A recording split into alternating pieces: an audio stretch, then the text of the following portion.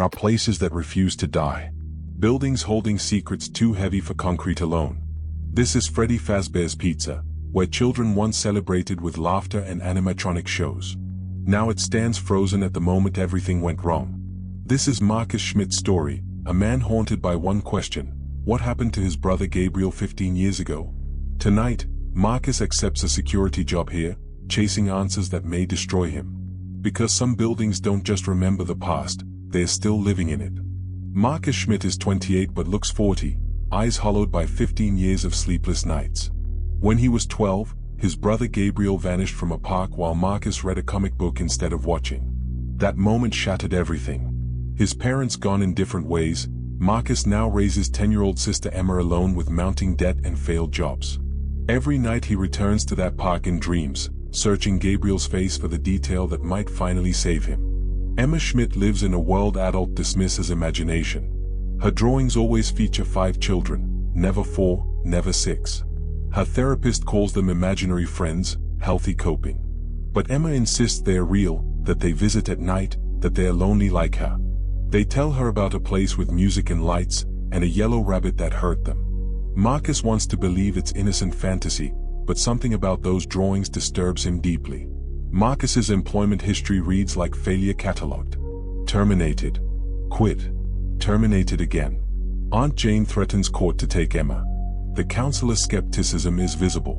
Your options are extremely limited, he says flatly. Then mentions one last opportunity: overnight security at an old restaurant. High turnover, terrible hours, worse pay. Marcus doesn't hesitate. When drowning, you don't question the rope thrown, you grab it and pray it holds long enough to reach shore. Freddy Fazbear's Pizza was a kingdom once. In the 80s, this was where childhood dreams lived. Pizza, arcade games, animatronic mascots singing and dancing. But that was before the disappearances nobody talks about. The owner refuses to demolish it, paying guards to watch over ruins. Most quit after one shift. Some never return. Marcus doesn't know this yet as he drives toward his first night, desperate enough to ignore every warning. Marcus's shift begins at midnight. The security office is claustrophobic, barely room for a chair and monitors showing grainy feeds. Everything looks ancient. The training video is aggressively cheerful, explaining animatronics as state-of-the-art robotics with limited free-roam capability. Warnings appear casually about unstable electricity. Marcus tries focusing on staying awake 6 hours. He hasn't slept properly in weeks. Tonight will be no different. Same technique, same ritual, same desperate attempt to remember. Marcus learned dream re-entry from a discredited psychologist's book. The theory: every experience is stored perfectly in our unconscious. Through controlled dreaming, pills, meditation, repetition, we might recover lost details. So, every night for 15 years, Marcus returns to that park. He sees Gabriel laughing. He sees himself reading instead of watching. He sees the car, the abduction. And recently, 5 children at the tree line who weren't there before, watching with knowing eyes. Marcus wakes to a metallic clang echoing through the building. 2:17 a.m. The monitors show empty rooms and the stage where animatronics stand frozen. Except, wasn't Freddy's head facing left? Marcus rewinds the tape. Yes, definitely left. Now it faces forward. Directly at the camera. He tells himself it's a glitch. Then camera 3 shows Bonnie no longer on stage, now standing in the dining area. The training mentioned free roam mode, but surely that's disabled at night. Surely. Over the next hour, Marcus watches the impossible. Bonnie moves to the west hallway. Chico vanishes from stage, reappearing in the kitchen where pots clatter. Fox's curtain opens, revealing the fox mid-stride. They're not moving randomly, each relocation brings them closer to the office. Closer to Marcus. These machines were built to entertain children, but something else drives them now. Something that understands hunting. As Freddy steps off stage, Marcus realizes they're not malfunctioning. They're hunting him. Next morning, Marcus goes to the library, researching. Archived newspapers from 1987 tell the story: 5 children vanished during a birthday party. Someone in a mascot costume, witnesses disagreed which one, led them to a back room for a special surprise. They were never seen again. Despite intensive searches, no bodies were found. Only their shoes, arranged neatly. The case went cold. The restaurant closed. Families moved away. The disappearances became uncomfortable legend. Marcus recognizes something familiar about 5 children vanishing without trace. Second night, someone knocks at 3 a.m. Officer Victoria Shelley introduces herself. She patrols this district. But Marcus notices she knows exactly where supplies are kept. She patches his unexplained arm injury with practiced efficiency. "I'm a certified EMT," she explains. But beneath professionalism, Marcus senses evasion. Victoria knows this building too well. When Marcus asks about previous guards, her smile fades. They don't last. This place gets to people. Some quit after one night. Others just stop showing up. There's something she's not saying.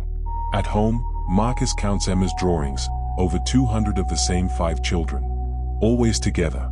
Always the same faces. When he asks about them, Emma smiles patiently.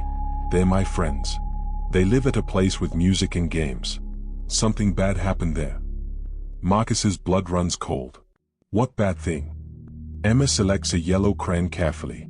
They don't like talking about it. But they remember a yellow rabbit. The rabbit did something to them. They're scared but can't remember why. That night at Freddy's, Marcus's dream changes. The 5 children step forward from the trees, translucent and glowing. One boy speaks with a voice like wind. "You're looking for your brother. We can help you remember. We saw who took him. We know his face, his car, everything." Hope surges in Marcus. "What do you want?" The children exchange glances. Then speak in unison. "Your sister, Emma. She's like us. She's lonely. Let her stay with us. Then we'll show you everything." The offer hangs like poison. Marcus knows he could never trade Emma. But for one horrible moment, he considers it. 15 years of guilt. 15 years wondering if Gabriel suffered. The children wait patiently. "She won't be hurt," they promise. "She'll be happy. And you'll finally know. Finally, be free." Marcus's mind races through disgusting justifications. And in exhaustion and desperation, he hears himself whisper, "Yes." The instant it leaves his lips, he knows it's the worst mistake of his life. The children fade, smiling with satisfaction. A deal is a deal. We'll see Emma very soon. Marcus jolts awake at 4:47 a.m. Just a dream. Emma is safe at home. His phone rings, the babysitter, panicked. Emma is gone. Her window's open. There's no forced entry. She just vanished. On the floor, a fresh drawing of 5 children holding hands with a 6th, walking toward a building that looks exactly like Freddy Fazbear's Pizza. Marcus runs. Marcus finds the front door open. Inside, Emma stands surrounded by the 4 animatronics. But they're not attacking, they're playing. Chico pats her head. Bonnie offers a toy. Emma looks delighted. "See, Marcus? My friends are real." But something shifts. The animatronics move closer, more possessive. Emma's smile wavers. "Marcus? Why are they looking at me like that?" Freddy's head turns toward her. His jaw opens, and a child's voice emerges distorted. "You promised. She's ours now." Chico lunges for Emma. Marcus throws himself between them. The animatronic's grip is crushingly strong, cold metal fingers designed for instruments now clutching with hydraulic force. Emma screams. Marcus jams the taser Victoria gave him against Chico's exposed wiring. Electricity arcs. The robot spasms and staggers back. But the others are moving now. Bonnie blocks the exit. Foxy charges. Freddy walks forward with terrifying patience. Marcus grabs Emma and runs, but every door is locked. Every hallway leads nowhere. Victoria crashes through the entrance armed with police equipment and knowledge. "Get behind me." When Bonnie charges, Victoria fires with perfect accuracy at his chest cavity. Bonnie convulses and crashes into a table. Electricity disrupts their circuits. Victoria shouts. "It'll buy us time." She tosses Marcus a second taser. "There's a breaker in the main office. If we overload the electrical system, it might shut them down." But Foxy appears behind them. Freddy blocks the office. They are surrounded. Victoria's expression shows dread. "He's here. My father is here." In the kitchen's brief shelter, Victoria tells the truth. Her father is Winston Ashford, co-founder and animatronic designer. He was obsessed with life after death, with souls and bodies. When experimentation wasn't enough. She can't finish. Marcus understands. The 5 children. Victoria nods. He lured them wearing the spring Bonnie costume, a yellow rabbit suit. He killed them. Hid their bodies inside the animatronics. Their souls trapped. He's controlled them ever since, twisting their memories. I've spent my life trying to stop him. I've failed every time. The lights die. Emergency power creates sickly green light. And he's there. Winston Ashford stands on stage wearing the spring Bonnie suit, the same costume from 30 years ago, now deteriorated. His voice distorts through damaged speakers. Victoria. My daughter. You could never let things go. He steps down. And Marcus Schmidt. Persistent. First, I took your brother. Gabriel cried for you at the end. Now you've brought me your sister. I appreciate the symmetry. The animatronics form around him. Winston's laugh echoes, will make Emma permanent. Eternal. Emma has been quiet, but now moves with sudden purpose. She pulls crayons from her pocket and draws frantically, the yellow rabbit, larger. 5 children, small and trusting. The rabbit hurting them. The children falling. Their bodies hidden inside metal shells. They didn't understand what happened, Emma says. He made them forget. But I remember their stories. They need to remember too. She holds up her drawing and walks toward the animatronics. Look, this is why you're scared of the yellow rabbit. He's the one who hurt you. Winston, the man in the yellow suit. Something fundamental shifts in the animatronics. They stop. They look at Emma's drawing. And they remember everything. The birthday parties. The yellow rabbit beckoning. The back room. The darkness. The pain. Waking unable to move, trapped inside metal bodies, controlled for 30 years by their murderer. Freddy's head turns toward Winston. Then Bonnie's. Then Chico's. Then Fox's. Winston's voice crackles with panic. No. I created you. You belong to me. But the children don't belong to anyone. They're done being victims. Victoria whispers, run, Dad. But Winston has nowhere to go. Winston retreats into parts and service, the same room where he murdered the children. In panic, he doesn't notice water pooling from a ceiling leak. Doesn't remember the spring lock's fatal flaw. The suit uses spring locks compressing animatronic components to allow wearing. But they are moisture sensitive, profoundly unstable. As animatronics advance, Winston backs against the wall. His weight shifts. The sensors detect moisture. With a sound like bear traps snapping simultaneously, the spring locks release. Components slam inward with hydraulic force. Winston's scream is cut short as mechanisms pierce through everything. The spring locks don't kill Winston immediately. They trap him inside his creation, conscious enough to understand, aware enough to feel everything. The animatronics don't finish him. They do something more meaningful. They drag Winston's failing body deeper into the building, into the walls where he hid their corpses.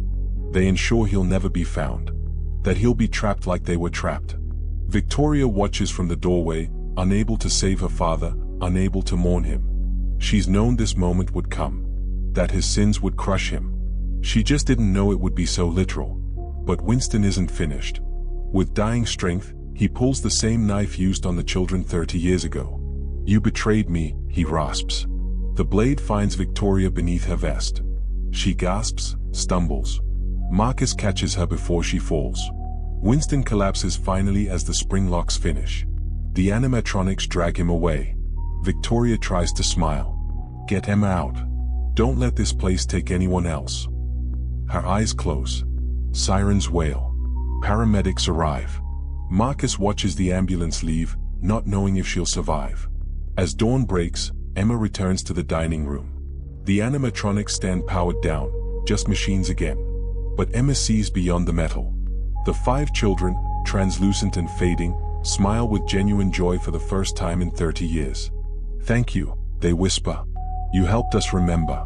You set us free. The oldest adds, tell Marcus we're sorry. We were confused. But we understand now. Emma nods through tears. Will I see you again? They shake their heads gently. We're going home now. They wave. Emma waves back. Like morning fog, they dissipate into light and vanish. Days pass. Victoria remains in a coma, critical but stable. Marcus visits daily after picking Emma up from school. Sometimes they sit in silence. Sometimes Marcus talks about small victories, Emma sleeping through nights, Aunt Jane withdrawing custody threats, a better job. "I don't know if you can hear this," Marcus says, "but you saved us. Both of us. You faced the monster you've been running from your entire life. You chose us over him. When you wake up, not if, when, we'll be here." Life doesn't return to normal, there's no normal after this. But it becomes livable. Marcus finds decent warehouse work. Emma makes friends, joins art club, laughs at dinner. She still draws constantly, but now shows ordinary imagination, rainbows, pets, houses. The ghost children are gone. Do you miss them? Marcus asks. Emma considers seriously. Sometimes. They were nice once I understood they were scared. But they needed to go home. And I have a home here. She smiles genuinely. I'm glad I can stay with you.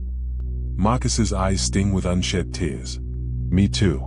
Freddy Fazbear's Pizza still stands, exactly where it's been for 40 years.